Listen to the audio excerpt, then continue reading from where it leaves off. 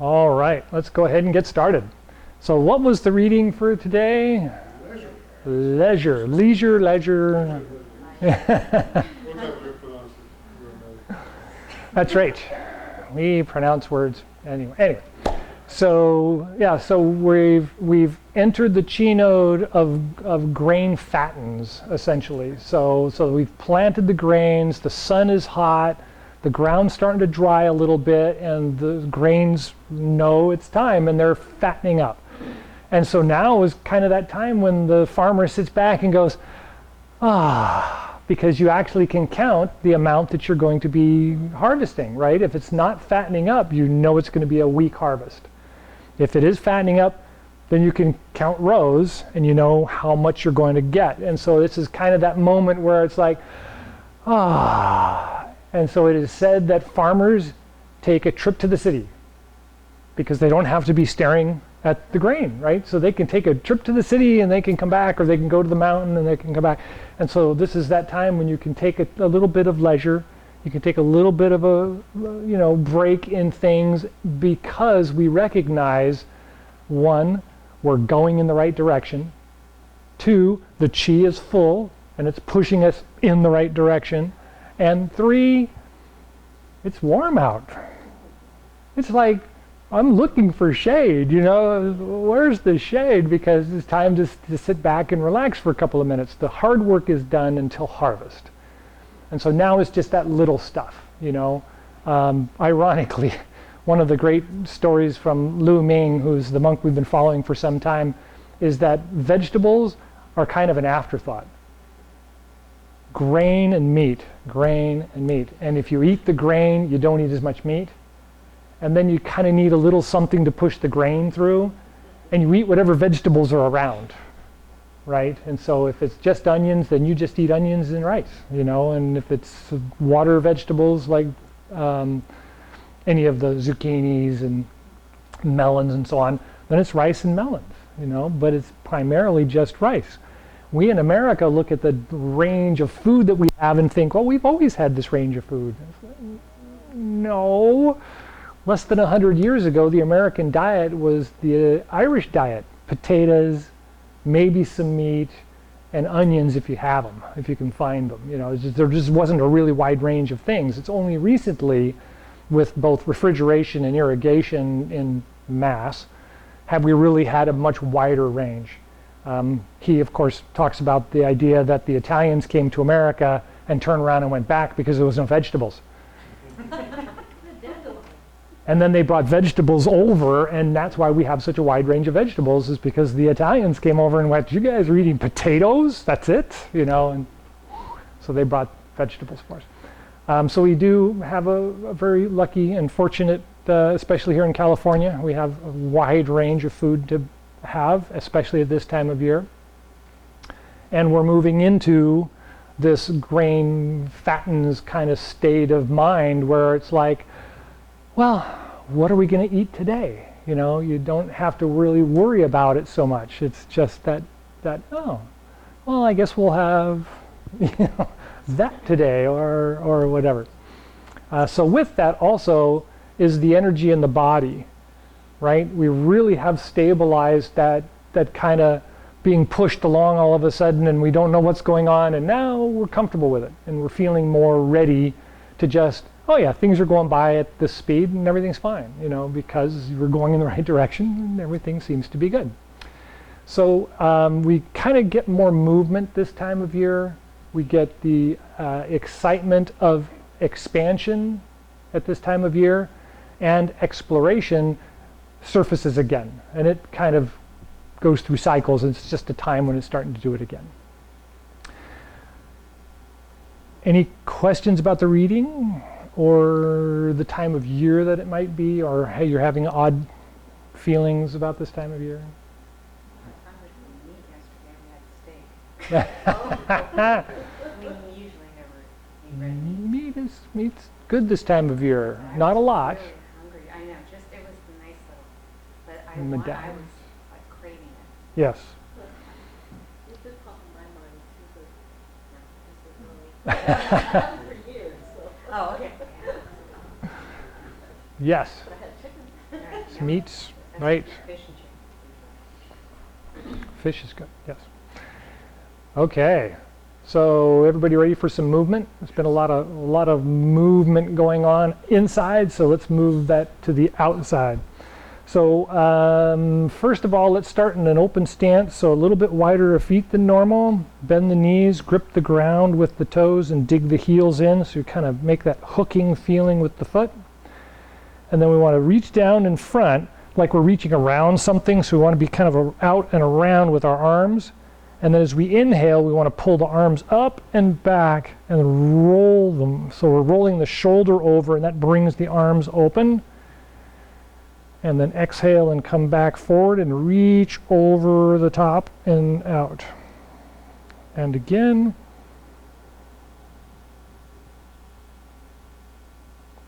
And exhale.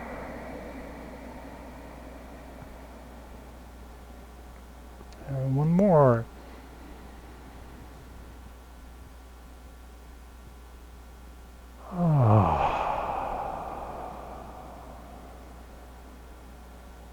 Good. And then relax. So that's really, really important to stretch this time of year, because we get that feeling, it's almost a out of bed, let's run. You know, if you were a child, right, you'd be like out of bed, boom, out the door, no shoes, no shirt, just gone. And that's that feeling, but we need to stretch. As we get older, we need to remember to get up slowly to start with, take a couple of deep breaths, roll the joints, get everything kind of flowing. And then sure, you want to go out for a short jog or get the bicycle out and ride around the block a couple times. Good thing this time of year. So with that, we also have this opportunity to work with exceptional flexibility. So what I mean by exceptional flexibility is that really odd thing that comes in mind when you think about juggling. It's not really just being here and doing a normal thing. It's outside of our normal thinking pattern, and it's outside of our normal hand pattern. So with that, most people use a Benoit ball, which is a small ball with a bell inside of it, and you can roll around in your hand and it goes tinky tinky tinky tinky tinky. But if you move your hand cautiously and follow a pattern and it doesn't ring, right, then you know you're moving smoothly, right? And so there's a couple exercises that you want to make them ring, and there's a couple exercises where you don't want to make them ring. And so the one we did on Saturday is basically a teacup. So you hold your hand like you're holding a teacup, and you bring the teacup out and around and over the top, and then under and back to where you started. Right? So I want to come out and around, over the head, come around the other side and through. Okay? Then try the other hand. So start with the hand just out. I'm going to reach up and come out and around the top of my head, then out underneath, and then under and through. And around, out, in, out, under, and through. Everybody got that? Silently, right. So start with the right hand again, and instead of going out, we're going to come under and around, over the top, and then back to the front. So under and around, then come up and over the top, out and back. And then switch hands, same thing. So we want to start out and come under, turn the hand, come around, go over the top, and come around to the beginning. And one more, under, around, over the top, outside, and back. Everybody got that? That was fun. I like that. So these are, I don't know. Chew it. No.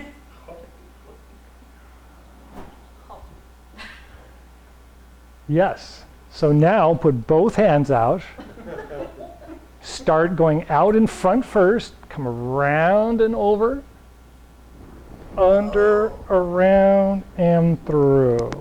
And then just out and over, around, and through.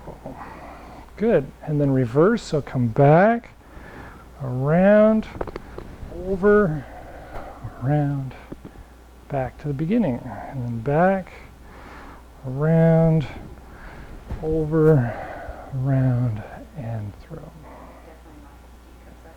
That's right. So yes, both sides is more difficult to being able to keep it because you aren't able to do this to try and keep that teacup in balance, right? You don't get that chance to do that, but it's good to do both hands. It's good to do both hands. It's important to be able to do one comfortably and find that level of balance and then work on making the pattern smaller. I don't know if you just noticed it when I was just kind of doing a quick example. Instead of this really big, broad, nice move, I was just going, right? Now, obviously, the teacup flipped over because I was right here. It's kind of really hard to get that to come around. But if it was just a Benoit ball, it would have been fine because I had a cup in my hand, right? And the ball was sitting in the cup, and I could go around and come through, and it would have been fine without squeezing it and holding onto it so it doesn't fall out of my hand. But that idea of just kind of getting that movement going with the body, especially in the shoulder and the elbow, are really big this time of year because those are the areas where we hold tension, and it's the areas where our lung channel goes, right? A lot of these exercises are hand related because the majority of the pressure points or channels in the body come out to the hands. There's only a few that go down to the legs and are in the feet, and those are usually the lower half of the body. So the lower intestines and spleen and bladder and kidney and all those, they're down there. Where all the rest of them all are up here. They all exist up here and up here. So those are the kind of things to play with today. Any thoughts on that? Could you use water? If you can keep water in your hand without it running through your fingers, by golly, I would recommend ice cubes. But yes, Okay. especially on a hot day. Yeah. On a hot day, ice cube in the palm of the hand and try that exercise. Because the ice cube is going to try and slip out, and at the same time it's cooling your body. And so double whammy would be a good one. Okay, last week we kind of talked about turning the wheel, the exercise that kind of did this idea of turning the wheel, right? Anybody kind of think about that at all? Well, we know he's thinking about it. The question is, did you come up with anything good? No? Okay, that's all right. Okay, so we're gonna make it really easy. We're just gonna do one hand, right? So I want the hand here, and I'm gonna turn my shoulder when I reach out, and as I pull in, I'm gonna pull with my shoulder.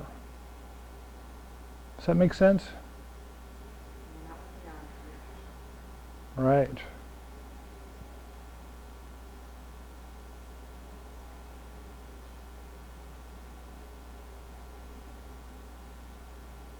So far, so good? So reach out as far as you can, not with the arm, with the shoulder, right? I'm turning my shoulder out before I bring my hand back. Turn my shoulder out and bring it back.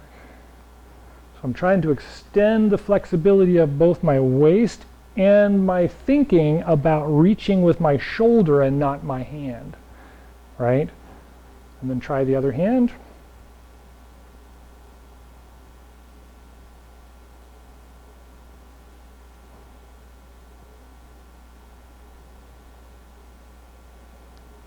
And make it a little bit bigger.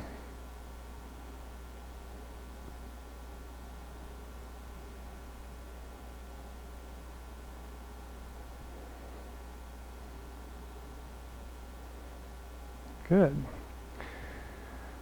Fun. Gives you something that, right? Gives you some change in the way that you move when we actually say, well, I don't want to just do this, I want to do this. It works better mechanically if we engage the body. If I just use my hand, I'm going to have elbow and shoulder problems and my body will not be happy. But if I use my waist and I turn, I'm not loading my elbow and my shoulder as much, I can actually do more because now I'm relying on my waist, and the waist is the big muscles, right? Those are the ones we really want to use, right? Good. Next set of big muscles, we talk about this every year, the legs, yes. The quads and the gluteus muscles. A lot of people have problems with their back and their neck as they get older, and it usually comes from a lack of exercise in the legs and the glutes. And so one of the reasons why we do the Qigong exercises a little bit lower, like the second moving gong, we get down as far as we can, or we do that meditation exercise where we reach out and lift up and push down, or reverse it, lift it up, push it out and swing it around. That lower exercise really helps with the lower back and the legs, right? So those are good exercises to practice as well.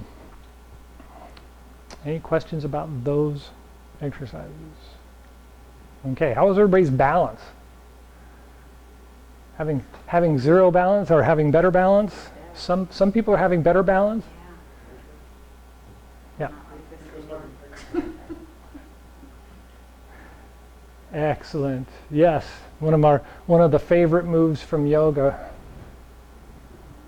Right? Turn there you go. That's right. And plié, relevé, and we could go on. Excellent. Excellent. Yes, it's changing. It's changing. And if we're staying engaged and we're trying things, we see the improvement happen, right? And that's one of those wonderful things about life, is as long as you stay engaged, things continue to flow along quite well. If you stop for some reason, then it takes a long time to catch back up again. And so it's kind of that catch-22. As we get older and things start to become more problematic, pains increase, joints start to have problems, circulation starts to fail, diets can go off track, it can get harder to get back onto track, right? And so one of Lu Ming's very common statements that I try to reflect with people is that if we have a pattern of doing things and it's working for us, don't jump ship. Don't think you need to go do something else because it's going to be healthier. If you're going to do it gradually. Move from one pattern to another and find the right time of year to do it, right? We just went through the spring and into the beginning of summer. Well, we can make those great changes in the spring because we're starting new patterns, right? We've gone from doing almost nothing to starting to get up and do things again. And then the beginning of summer, we can say, oh, I am doing this. And it just flips over and everything's okay. It's not a big deal. But if you've always had a pattern and the pattern works, don't stop because somebody on the radio says, oh, that's really bad for you, you know. Okay. How old are you? You got to stop and think, right? Stop and think. So patterns. If you do Tai Chi, do Tai Chi. If you do yoga, do yoga. If you run or ride a bicycle, do it. You know, get out there and do those things. Any thoughts on that because we're summering right along? Okay, my thing is Tai Chi, right? That's right. And so, are we running out of time? We have about 4 more minutes. Oh. More lecture, less talk. I got to stop doing that. It's interesting. We learn. Yeah. Yes. Each time I learn something. Yes. Okay, so the standing moving gong, the two we're going to look at, we're just going to do 3 of the first moving and then 3 on each side of the second moving, and then we're just going to close right from there. So we want to think out to the outside of the feet. So if we're not pushing to the outside of the feet, we just kind of want to roll the knees a little bit so that we feel we're on the outside of the feet. Feel the heels and then grip with the toes so that you can feel the center of the foot just lift up slightly, but you're kind of holding on. And relax the arms at the sides and turn the palms to face each other. Rest the tip of the tongue on the roof of the mouth, just behind the front teeth.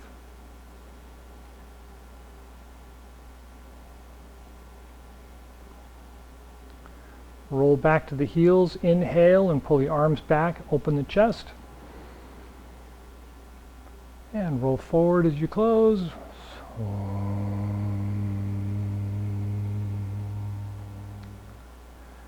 And 2.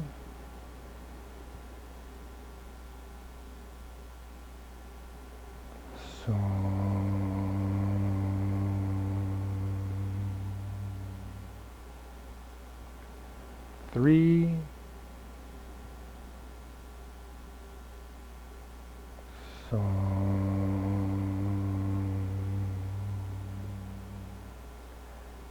And then broaden the stance a little bit, and reach or bend down with the knees and reach to the lower dantian with the fingers and come up and out. 1.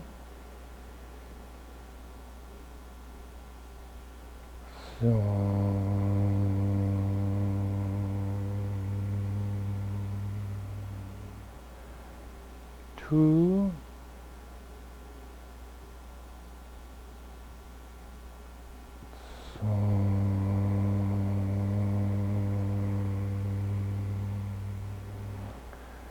Three.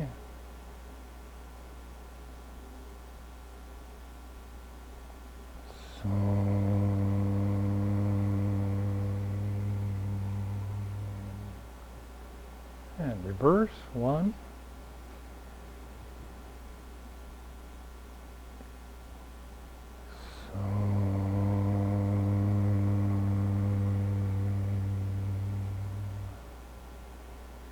2.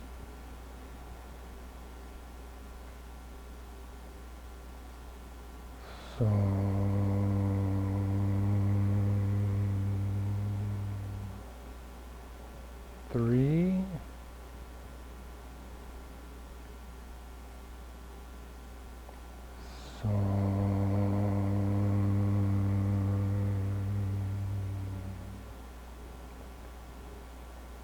And return to the standing position, arms at your sides. Guan Qigong, closing Qigong. Inhale and rise up.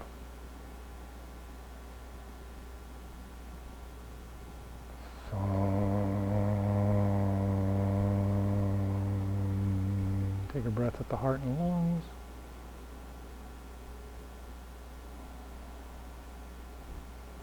And the Dantian and Mingmen.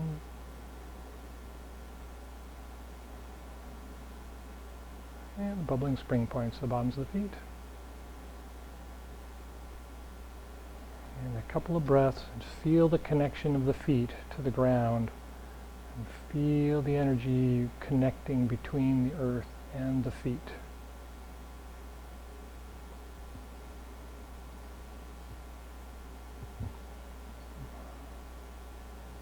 And when you're ready, palms out, inhale, rise up.